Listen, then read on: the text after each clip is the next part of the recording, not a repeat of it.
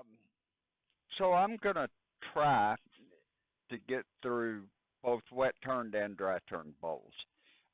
The dry turn from a roughed out versus um, a blank. So all of us want to turn bowls.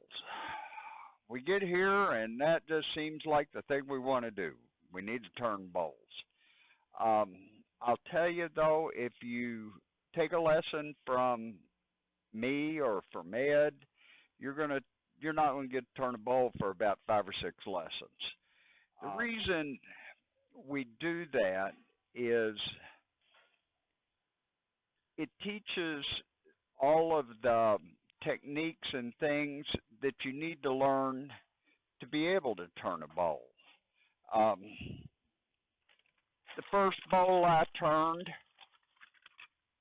was that. And it's just a little candle holder. But I learned how to take a piece of paper and a pencil and kind of draw what I thought it should look like and talk to somebody and say, is that a good shape? And then I had to figure out how I was going to hold it. So it's reverse chuck from here and it's expansion chuck from here. And I had to figure out how to move that thing around the lathe and to actually cut what I had designed. Second piece I turned, or second bowl I turned, was an acorn. And that's pretty much the same deal. I had to figure out how to jam chuck this, and I had to figure out how to hollow that, and again, had to figure out how to hollow that. So I began developing the skills that you need to hollow a bowl. You learn about wall thickness. You learn about depth. In this one, there's some texturing and some tool control. And when you're doing it on a spindle, you're not as likely to get hurt because as it's spinning like that, if there's a catch, the natural motion is for it to throw to the ground. So that's how I started bowl turning. I can't. So I spent some time doing my spindle turning, and this was the first real bowl I turned. And I can tell you it probably started out as a blank that big. Because you have to make that next cut, and you have to make that next cut. And, when you look at the overall shape of it, it's all right for a first real bowl, except when I had to chuck it, I put a center point into the middle, and that left me a cute little dot when I was trying to figure out how I was going to decorate the back. But it came out okay. The next one came out even smaller. And I don't know how in the world I got a calabash shape, but persistence. One more cut, one more cut. So, those are like 1 and 2. But I learned how to chuck it, and I learned how to get it on the lathe, and I learned how to design it. This was my 3rd and my 4th. So they progressively get better and tend to stay more the size that I'm going for. So, it's a process. It's not something that you just jump in and begin to do. The next limit we've got is your lathe comes with a faceplate. And I just brought this one. So your lathe comes with a faceplate. That kind of limits you to what you can turn, depending on the size, depending on the base. So it's pretty limiting. We can turn 1 or 2 with that. But you have to learn how to turn it so that your screws don't come through the bottom. Because you look at the bottom of a bowl, and every bowl I've ever seen with holes in the bottom is called a colander or a funnel. So, you know, and God loved the people in our lives. You take them in this bowl and you say, look what I did. And they go, how many of you have kids that brought home that second grade project that you, oh God, that's wonderful, and you put it on the refrigerator? So here we go dancing into the kitchen to the wife or the husband and say, look at this, and they say, damn, that's nice. And it tends to disappear after a while. So, you know, filling holes in the bottom of a bowl, while it may give you immediate gratification of being able to do it, in the long run, it's not really what you want to do in the big scheme of bowl turning. So then we go out and we buy ourselves a chuck. And the chuck comes with this set of jaws. This is a 2-inch set of jaws, and you should only turn a bowl 3 times the size of your jaw set. So that'll get you up to a 6-inch bowl. And yeah, we all push it, and it's a 10-inch bowl. But if somebody showed me today, have you got that piece? When you try to oversize your foot, you end up with this piece that releases from the bottom of your bowl, and you got a whole new set of experiences. So you think about that, and the next move is you jump up to this 3-inch, and that gets you to about a 9. So that's a pretty good place to start. That's an extra $60, $70 to get another set of jaws for your lathe or for your chuck.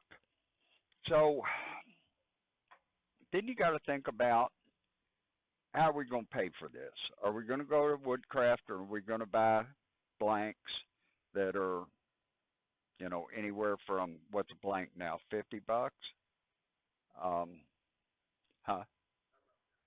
Some of them. What's an inexpensive 10-inch blank run? $40, $50 for a blank. Or you start answering wood alerts. Now, you go and you show up to the wood alert, and if you don't have your own chainsaw, you got to get somebody to cut you a piece, which everybody will do. Not a big deal. It's like, how big a piece you want, we'll cut it in half for you, and we'll send you home with it. But at that point, you need a bandsaw, or you need a chainsaw to kind of knock down the edges on it. So that means you either buy a bandsaw or you go bumming from somebody else. And anybody wants to come cut blank on my bandsaw, please come cut a blank on my bandsaw. But that's, you know, that's a 40 to 50 minute trip to my house. And then if you don't get it just right, you got to come back. So cheap wood is not cheap. Then you get so excited that you bring home 8 logs, and those are going to spalt and rot on you because you haven't got the time and effort to do it. So there's, and I'm not trying to discourage anybody. I'm just trying to tell you there's more to turning a bowl than getting out your faceplate and slapping it on the front. Yeah, you can do it. Yeah, you can come to Paul's shop. You can come to my shop. You can come to Colleen's shop, and we'll teach you how to turn a bowl. But you're going to start with spindles to go through the whole process. I've made the mistake one time of listening to a guy that said, I'm never going to turn anything but bowls, and he's been turning for 5 years, and he still makes the damnedest nice dog bowls with 4 holes in the bottom that you've ever seen. So, you know, no progression, and he's got a whole shop full of them because he can't sell them. You know, you get your 1 or 2 in the beginning, people that want to have a piece of yours, but after that, they just kind of sit there. So just a thought on that. The next thing you need to do is, this is my Bible, 25 bucks. It's The Art of the Turn Bowl by Richard Graffin. And I turn dog bowls like every beginner. And when I say dog bowl, we have a nice blank that has an,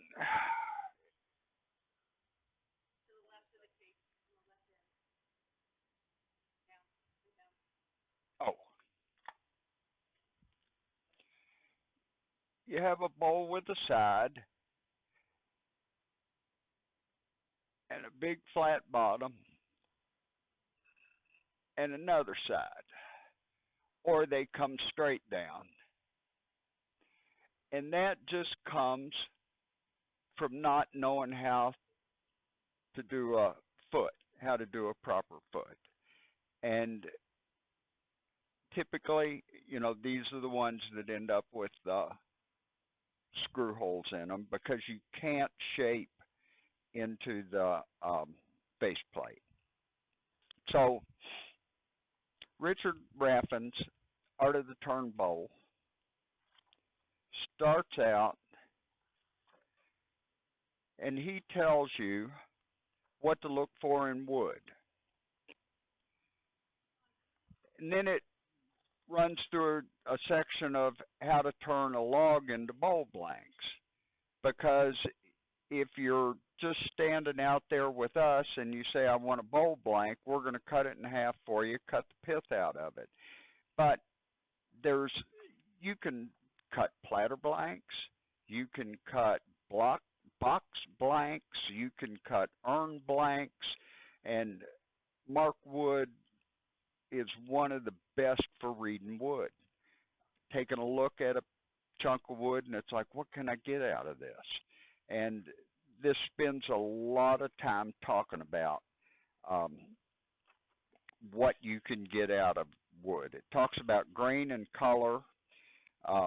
It gives you examples. If I want to turn this bowl, I can use this log, but I need to cut it that way. So it kind of starts to educate you on what you can do, and it goes through sawmills, and then from log to lathe.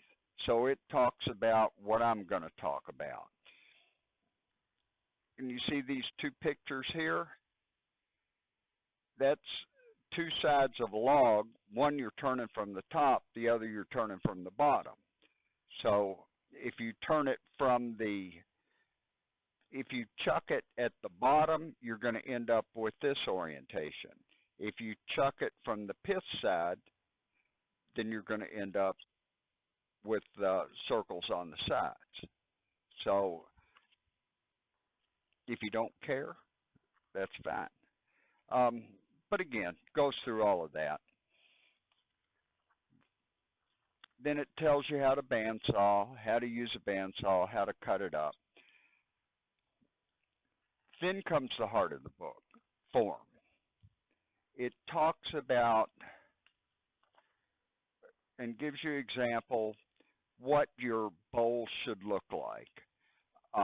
Outflowing forms. It gives you all kinds of different outflowing forms and what is an acceptable form. Shallow bowls. It talks about feet. It talks about enclosed forms. So it's just a wealth of information on how to get good shapes on your bowls. And then finally, it'll talk about consistency and cutting bowls apart and how to make stencils for the outside of your bowls, how to put decorative rims on it, rim basics. So what I'll do, or what I did for a long time, is I'd just go through the book, and when I found something that appealed to me, I'd back up. It's like, this is what I got to look for, this is what I got to do, and this is where I need to go. So you can tell it's been used a lot, and I still use it on a regular basis. So great resource to have. Yeah, but I'm not going to take my Kindle and lay it on the lathe. Right. Yeah, there you go. So, what I'm going to start with, this is a cherry blank, a dry cherry or a wet cherry blank. And I used to do so much of this that instead of a face plate, I have an expansion ring. So my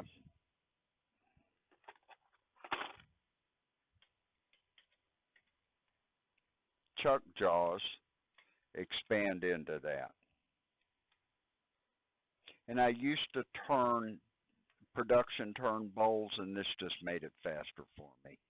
So when I put that on the face of the blank, it's just like a face plate.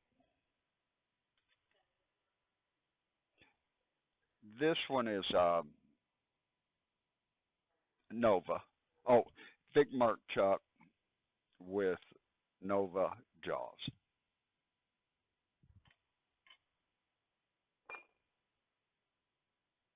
Now, when I took my blank to the bandsaw to cut it round, I also made a point to mark the middle. And I've got this handy little jig here that's just circle that's the size of the middle of my faceplate with a screw on it. So I just set that there, set that there, and I've got my ring centered.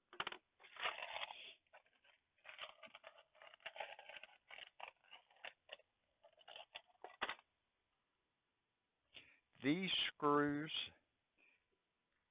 and anybody that's ever used a faceplate has probably broken a few screws off in a faceplate. These are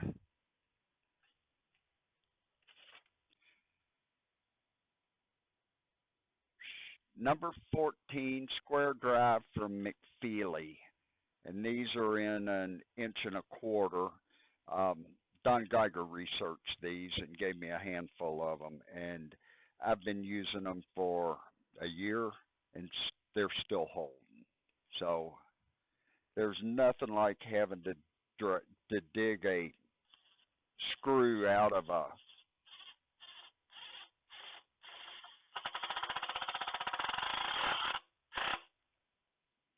blank.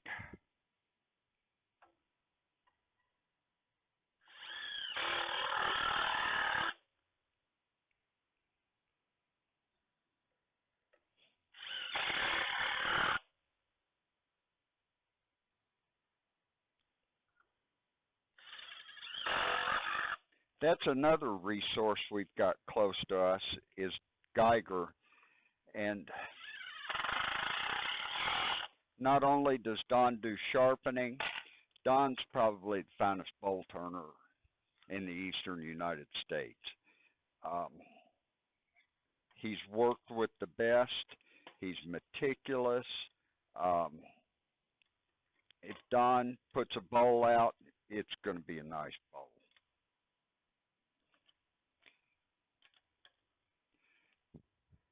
So I've chucked this up.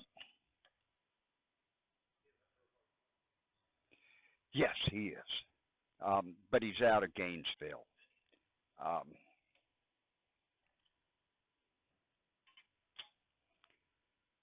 Do one.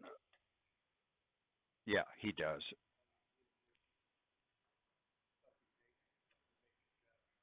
It really does. And my next purchase is going to be the bowl centerer. He's got a little contraption that once you mount your chuck onto the bowl, you can take it off of the lathe, and it screws into the back of the chuck. Then it has a drill bit stop and a piece that'll fit into your tailstock so you can line it up every time. $70. And like I said, that's the next purchase.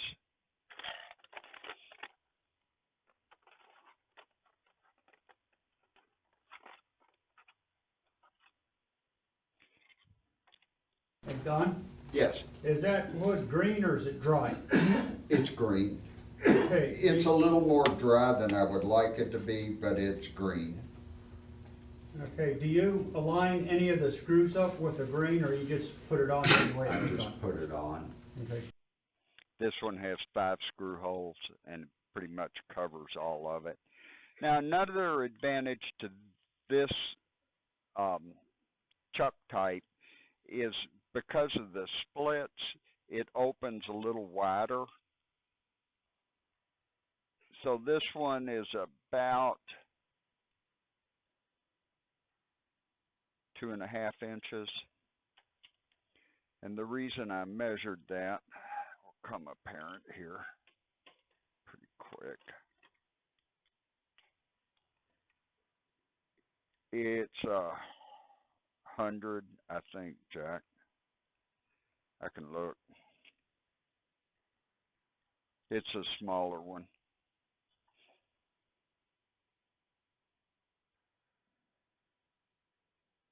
100. But I said it's got the Nova jaws on it.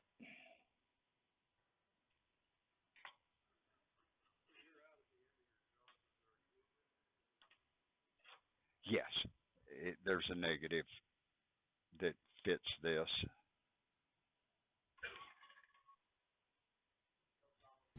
No problem putting the Nova jaws on the Big Mark chuck. No.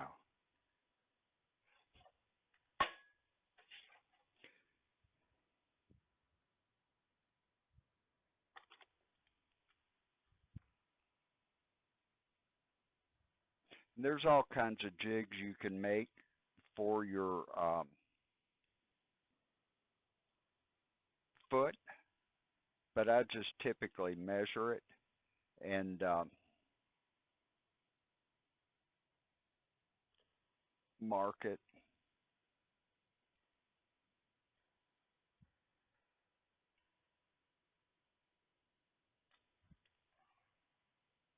So that gives me a reference point of where I want to bring my sides to.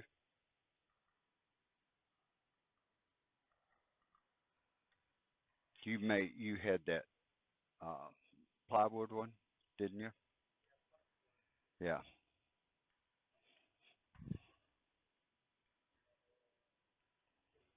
Uh-huh. Geiger's got them for every one that he uses. Huh? Some of us that have CNC machines make nice aluminum ones. Keith's got a nice setup. But that's an advantage to being a demonstrator. You can talk your significant other into 5 chucks rather than. And for roughing out a bowl, I like to use a curved tool rest because it allows me to make this corner.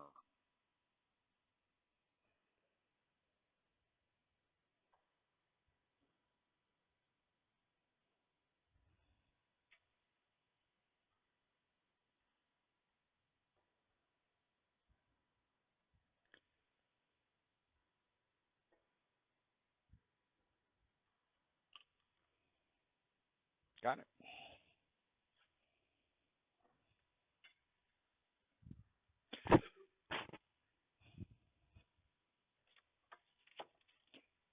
Finally, face protection. I Keith and I both use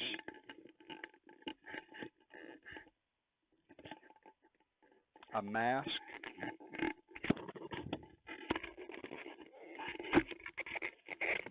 Keith uses a catcher's mask. I use a hockey mask.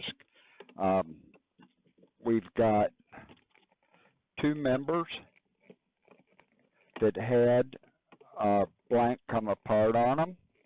One broke his jaw, and the other one got his eye orbit and the side of his face. So, you know, at one point I was turning just a lot of bowls and decided to go this route.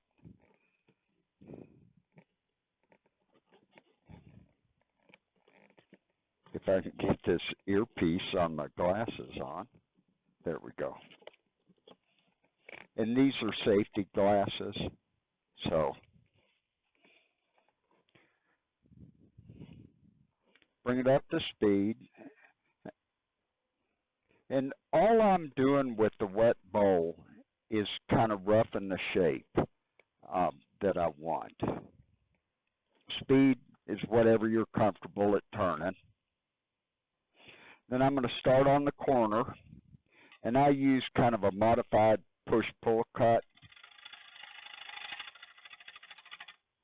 And I just start taking the corner off.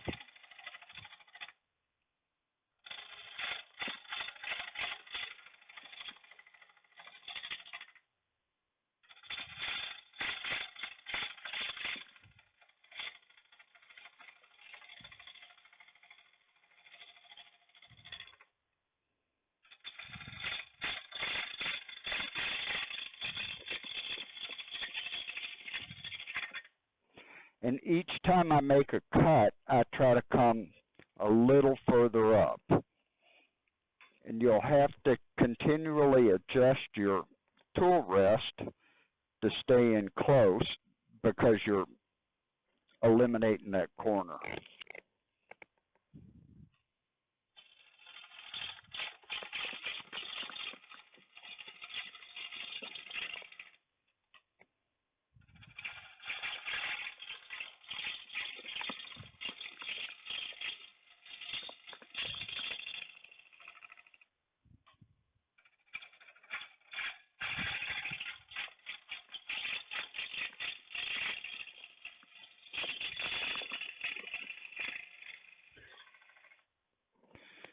Okay, so I've got started. What I'm going to do at this point is kind of take a look at where I am. And if you can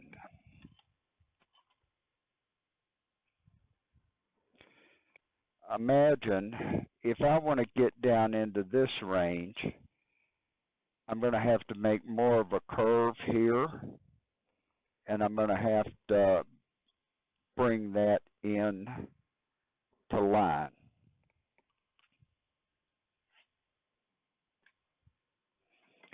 So what I'll do is go ahead and start on my foot.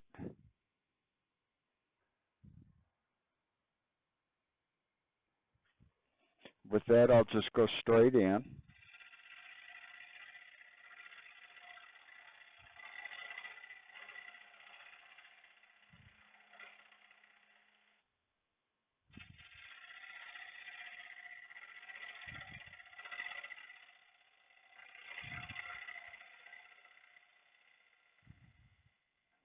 And then I'll make myself a landing zone, and I'll talk about that a little bit more in a minute.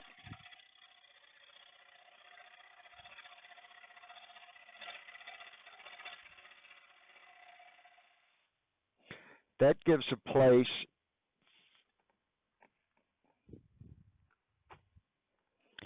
for my jaw edges to contact. And when after the bowl's dry and I put it back on, it allows me to refine that bottom to go deeper or more shallow if I need to. It just gives me about a 1/4 of an inch of room to mess with.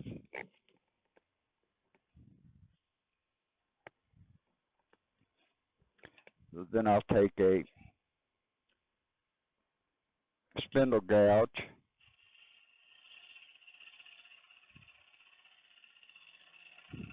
and cut my slant of the chuck jaw.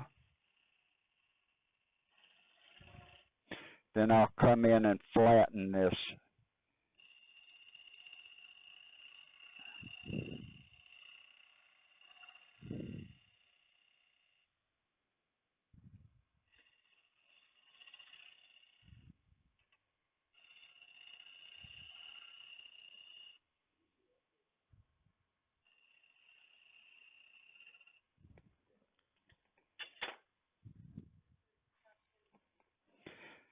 And you can see at this stage,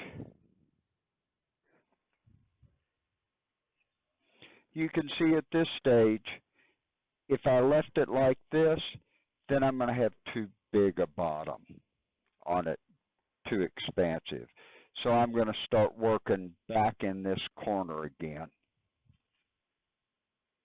because this relief area is just about the largest I'd like my base to be.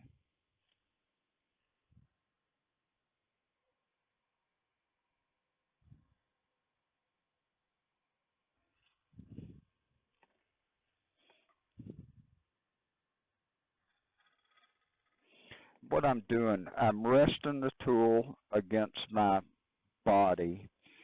I'm pushing down on the tool rest, but I'm just sliding with my body to make the corner while I move my hand.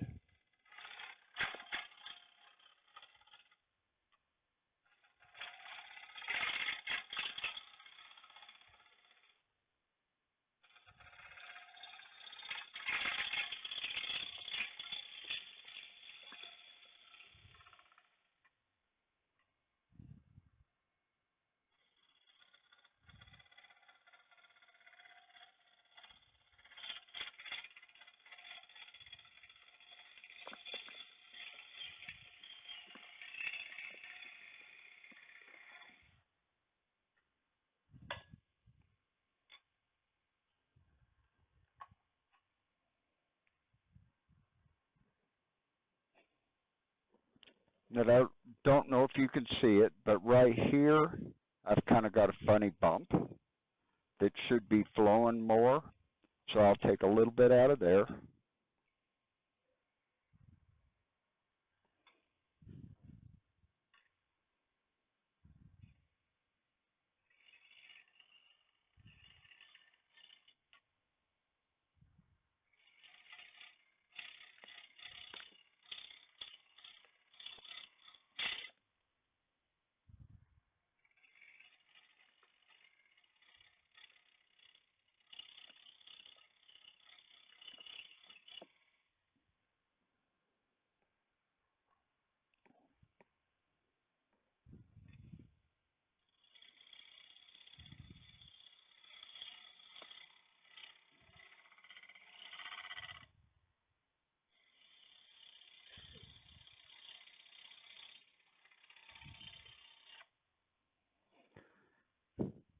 So what I'll do to kind of refine my shape is I'll close the face on my tool and kind of use it as a shear scraper.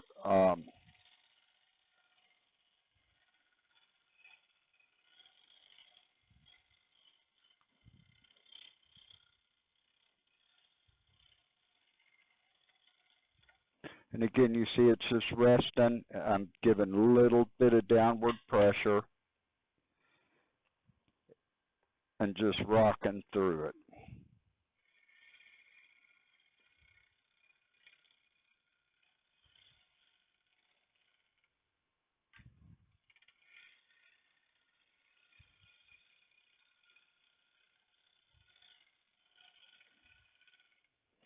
Now, because this is going to dry and move, that's really about all I want to do with it. I just want my general shape. You can see I've got a good line on it. So at this point,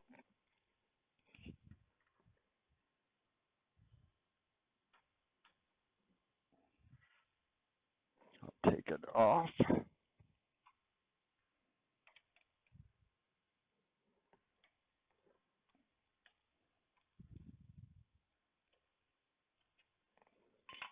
Remove the faceplate.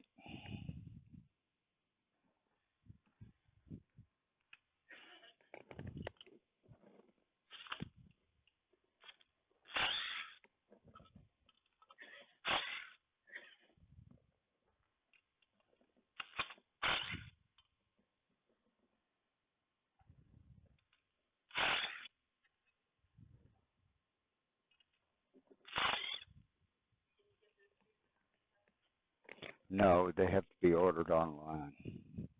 I'll give you the website. They said they're a McFeely, McFeely, and that's a screw website. That's all they do is screws. Number 14.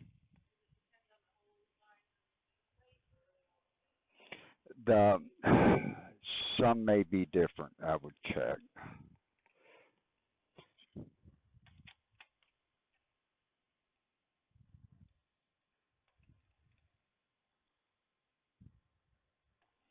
I'm putting pressure that way.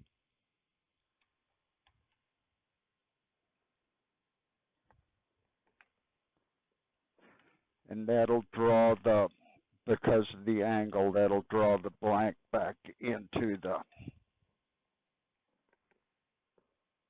chuck.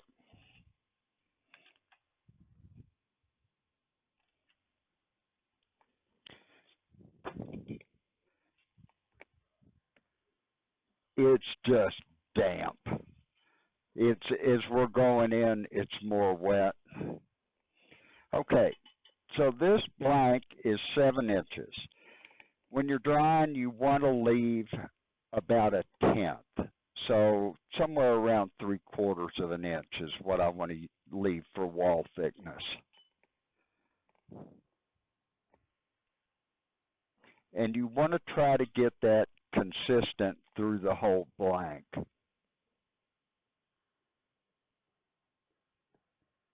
So I'll make a mark at 3/4.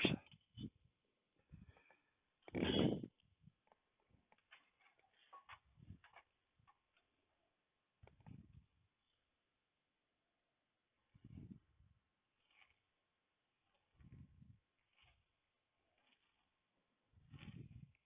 that's basically the wall thickness I'm shooting for.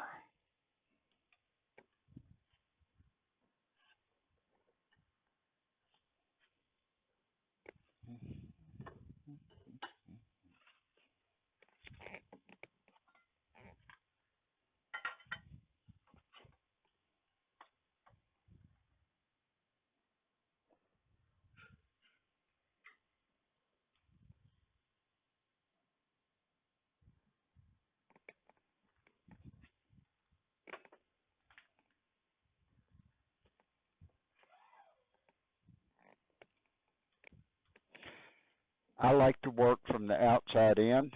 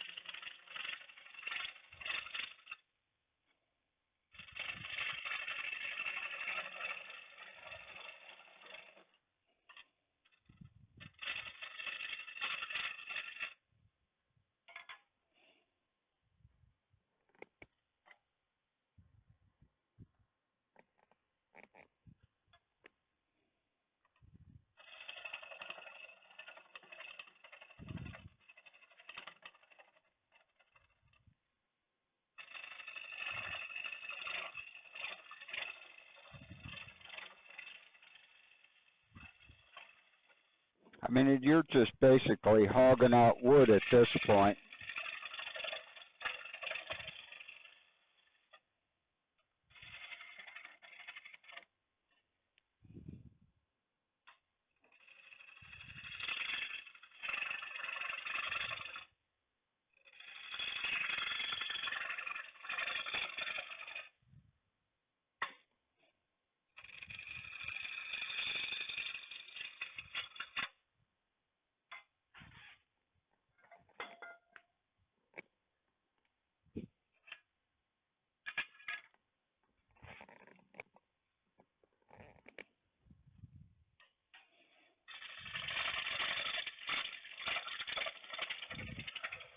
Thank you.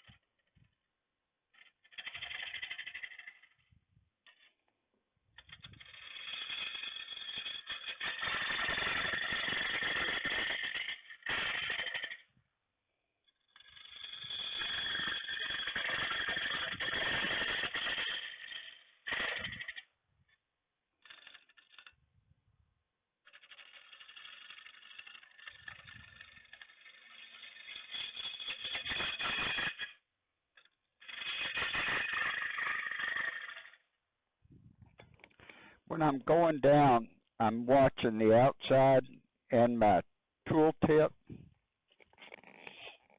but I've also got this handy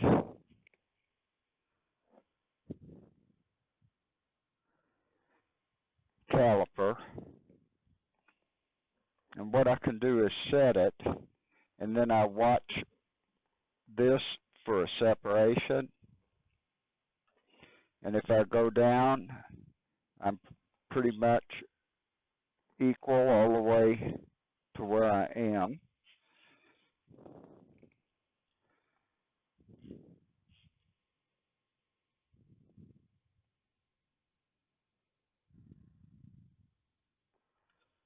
And I'm that far from the bottom, so we're pretty close.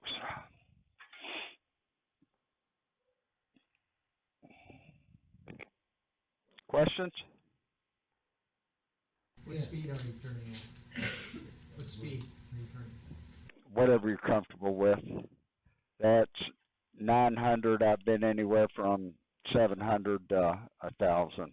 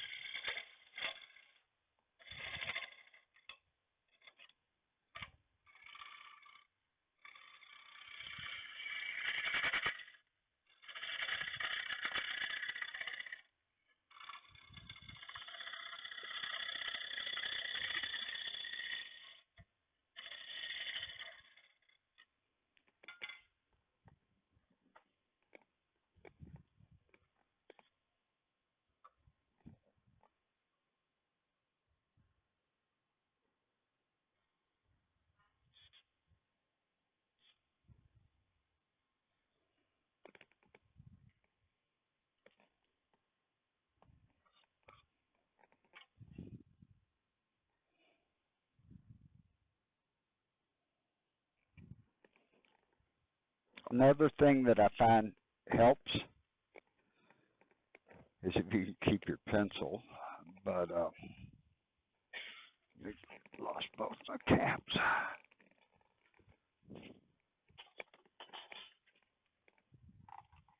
There it is. I know I've got a little high spot from there to there, so I'll mark it so I know what to cut. So I just need to round that a little bit.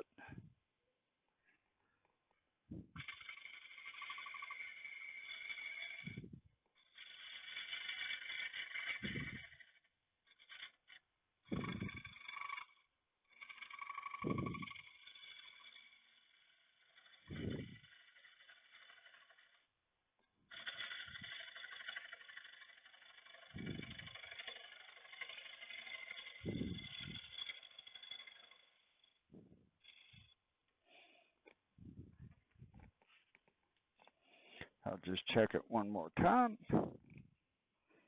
Okay, I've got a rough turned bowl.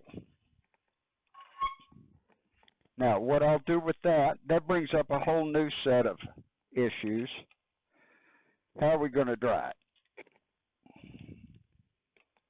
The way that I have been doing lately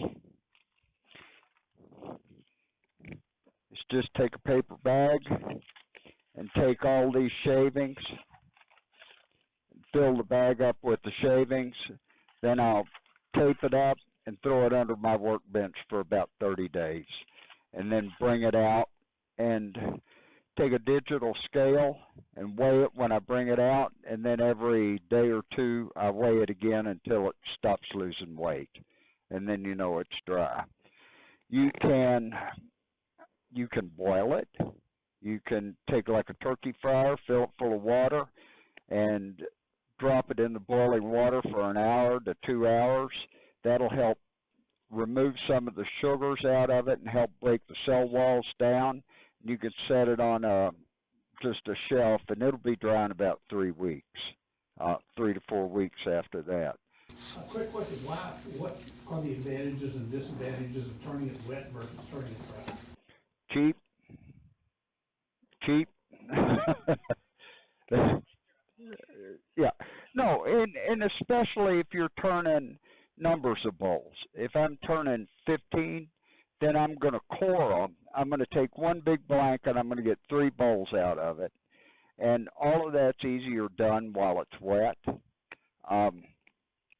And like I said, cost. You know, you're for a 10-inch blank, you're looking $40, $50.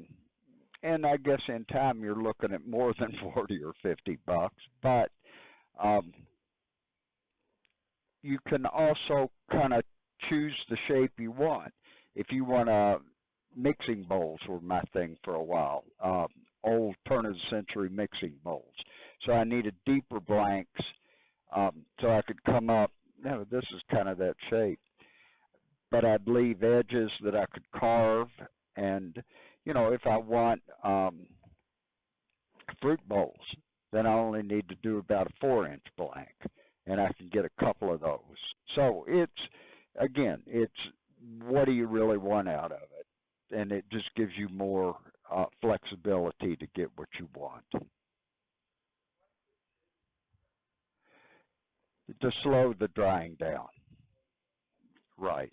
Because this is cherry and it's cracking already. Cherry will crack, sycamore will crack. What else is bad, guys? Camphor.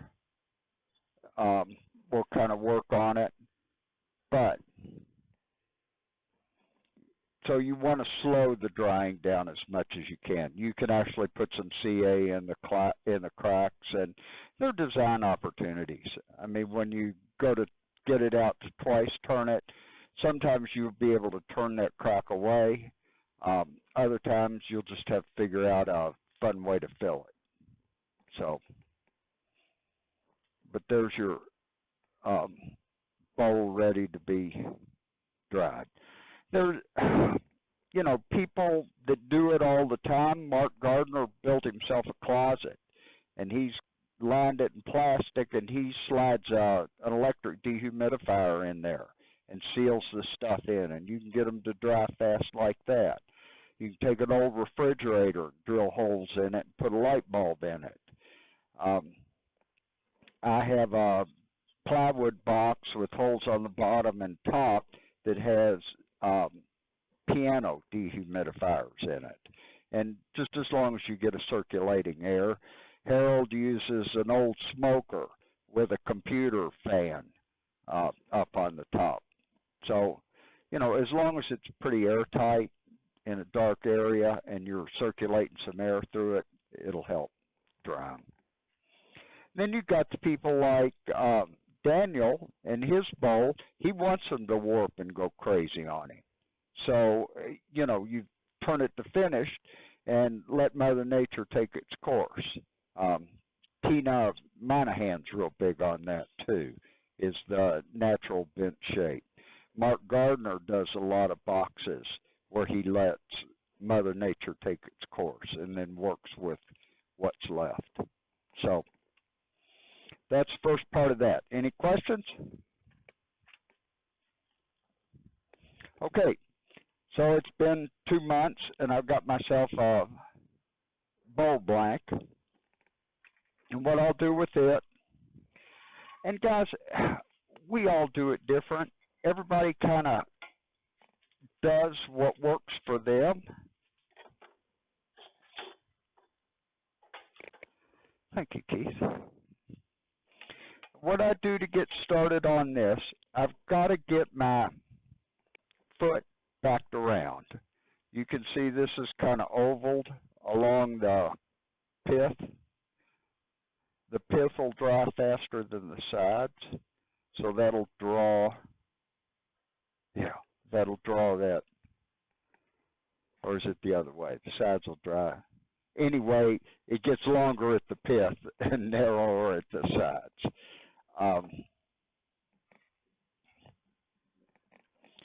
So you've got to round that up. What I'll do is just take my jaws and open them up a little bit.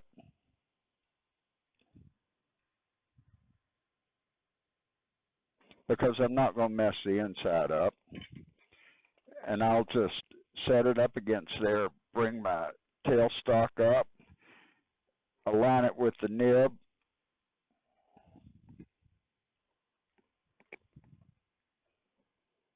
And it's pretty much the same routine that I did on the wet bowl. This one we've got 3/4 to an inch. So what I'm going to do with this one, I think, is first get my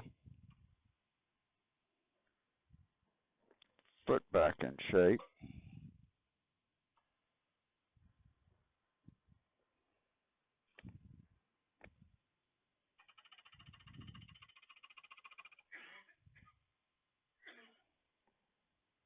And you can either use your spindle gouge, you can use your bowl gouge. I tend to use a parting tool just to get it backed around.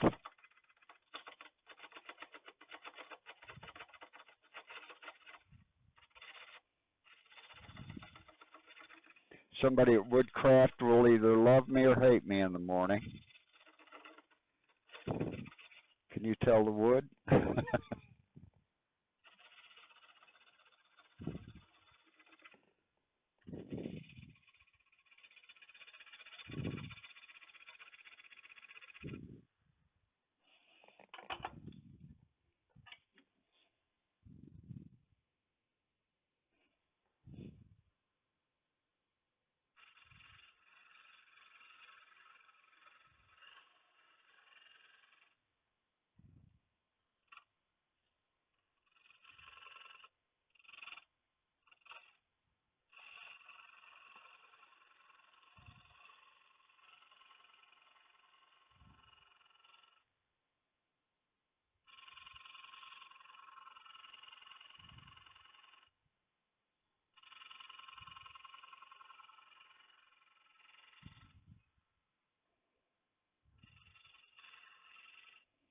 Okay.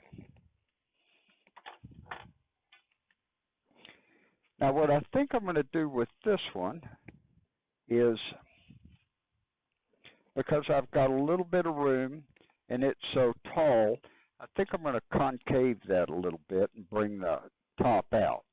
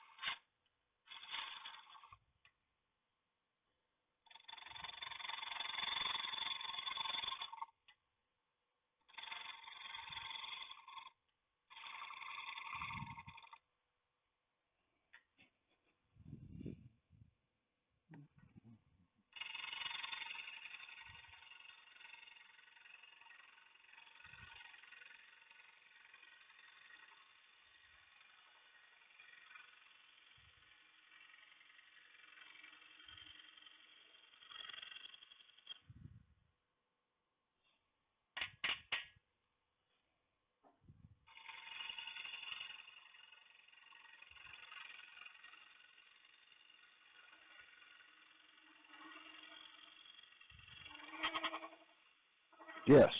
Okay.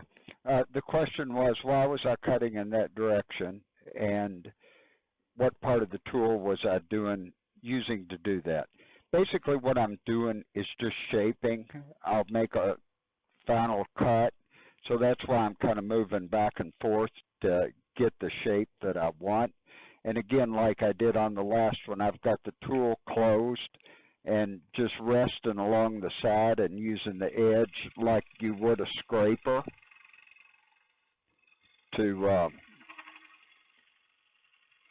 get that final shape that I'd really like to have. I can also go here.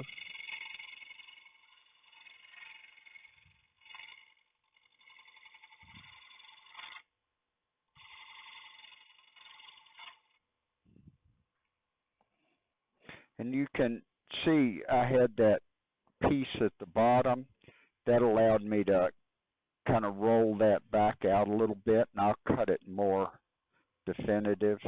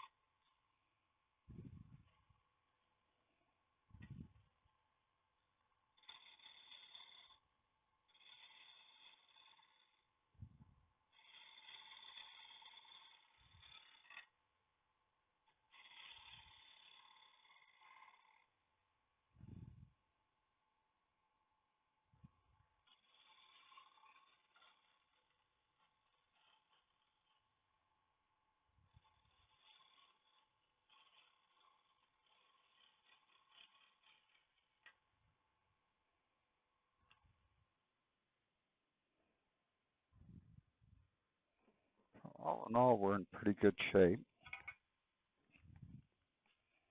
What? Okay, thank you.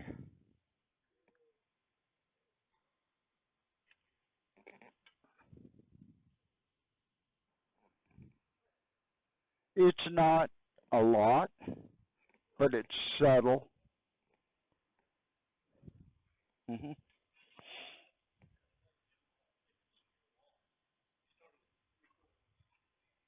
Right.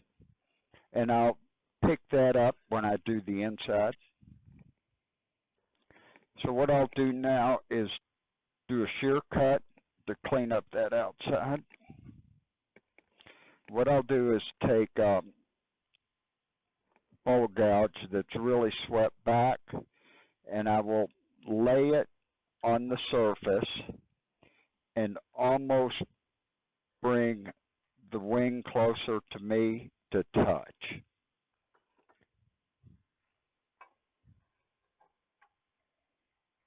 There we go.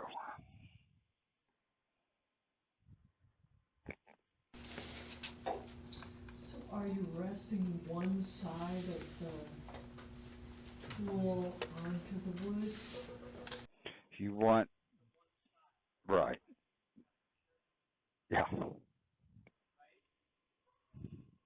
It's really not,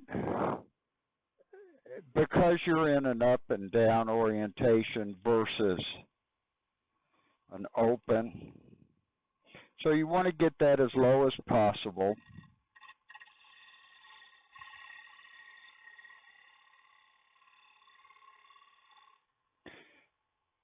And you can see it's cutting. It's not scraping.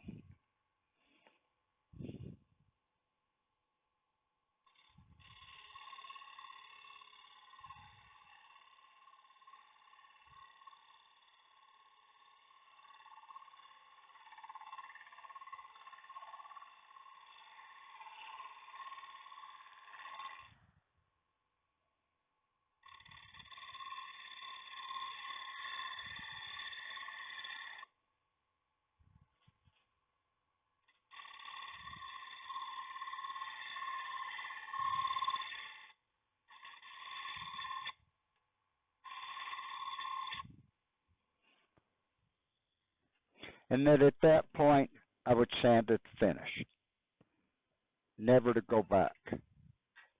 So that's going to be my outside shape. It'll be sanded to finish all the way up to 400, and then I'll flip it.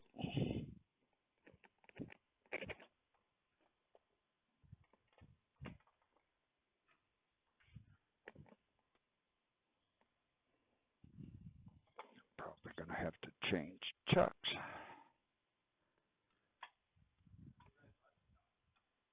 Oh, okay.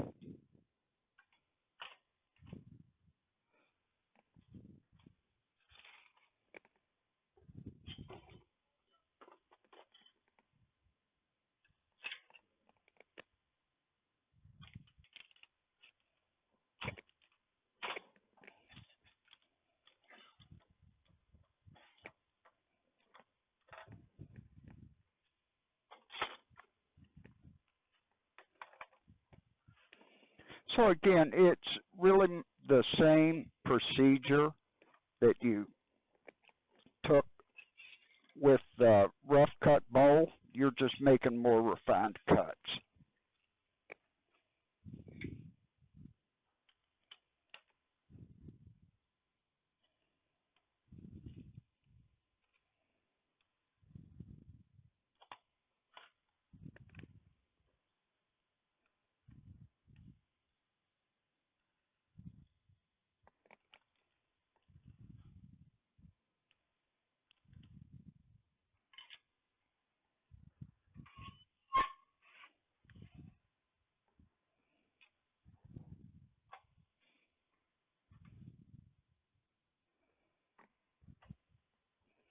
And a lot of it is just personal preference. I like a slanted inside lip.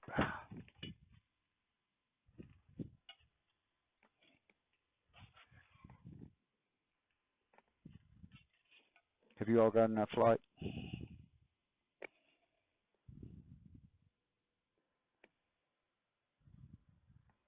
So what I'll start to do is take my upper edge in.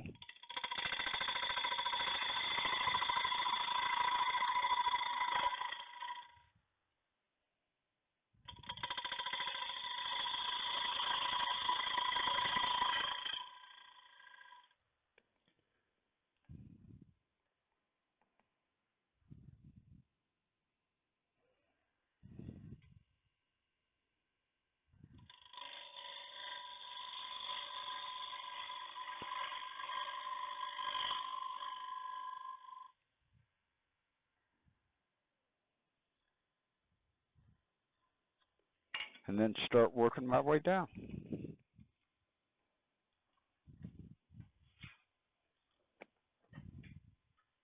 Thank you.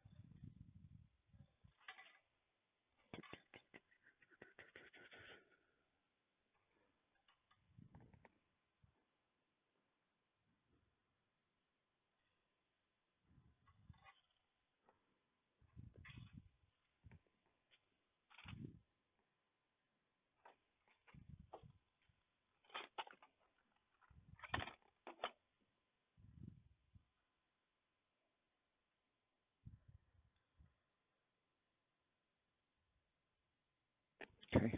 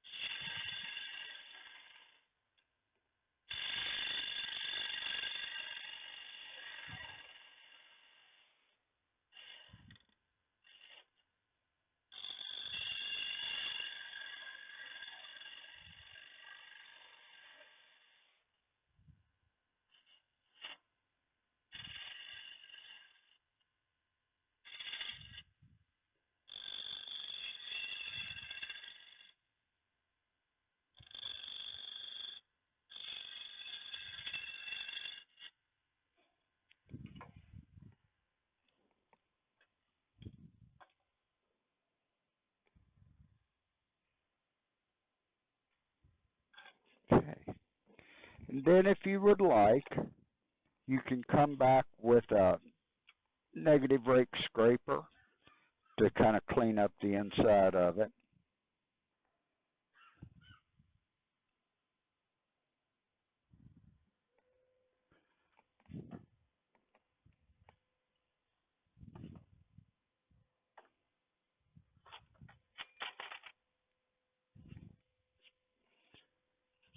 Just honing a little lip on it.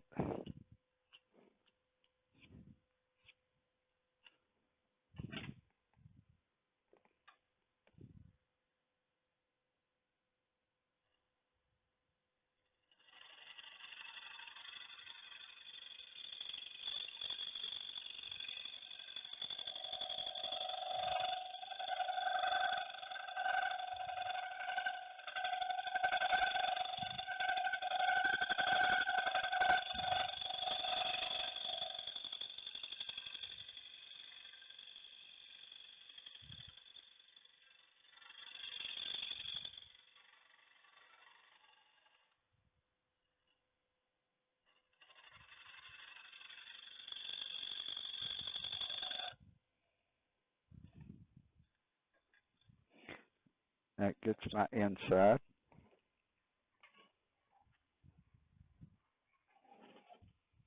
And I would go ahead and sand it all the way.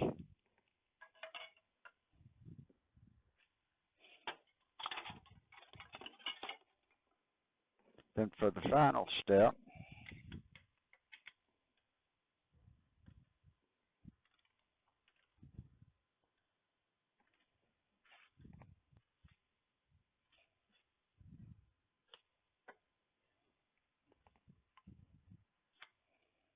got kind of a jam chuck.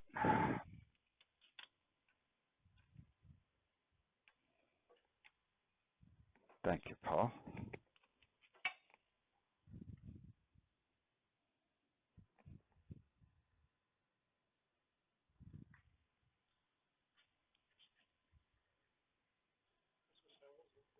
Yeah. It's got to be a Christmas towel.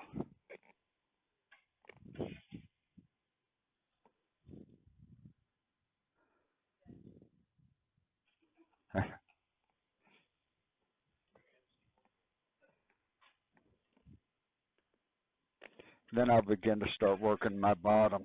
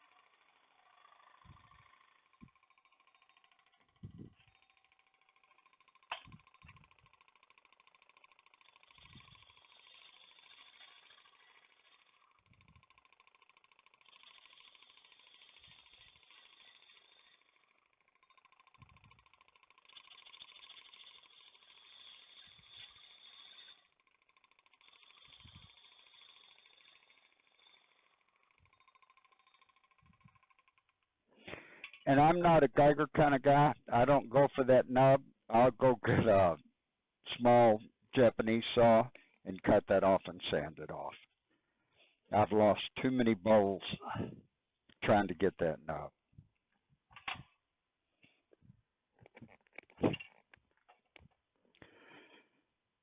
So there we go. Ta-da.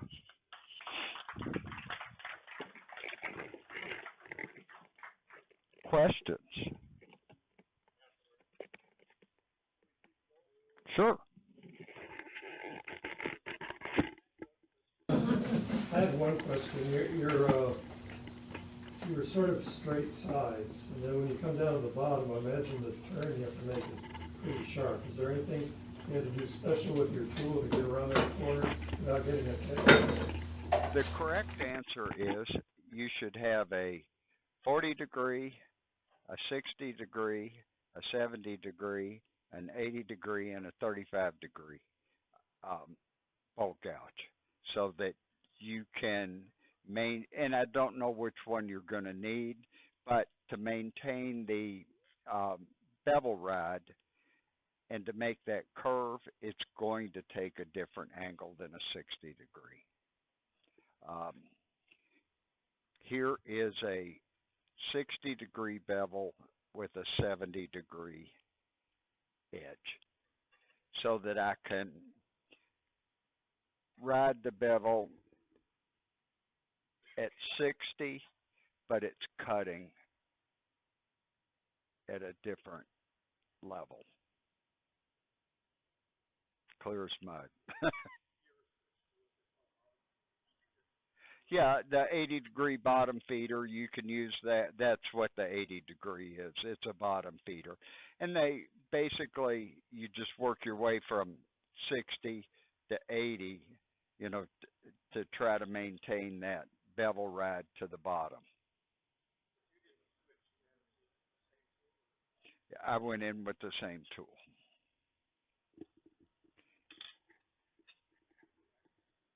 Huh? Yeah. Well, then using your scraper, you can kind of Yeah. make that curve in there a little bit. Using your negative rate Right. scraper, you can kind of clean it up and make that curve to it. Right. And that isn't okay, I sometimes use a round carbide scraper and Yeah. then get in there, because I don't Right. I don't wanna buy 5 bowl guys, Right. to make Right. 1 bowl, so the round carbide scraper is a perfectly good thing to use. It is, down in and- buying the bowl.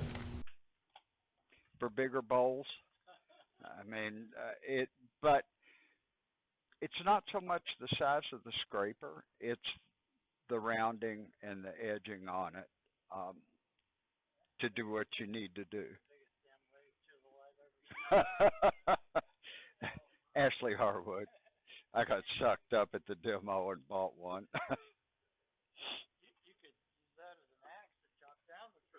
Yeah, you could. Yeah, you could. But this Jason Breach has got a little steeper angle, and that's why I used it for coming around that corner. This is probably my favorite, especially for doing boxes and weird shaped bowls.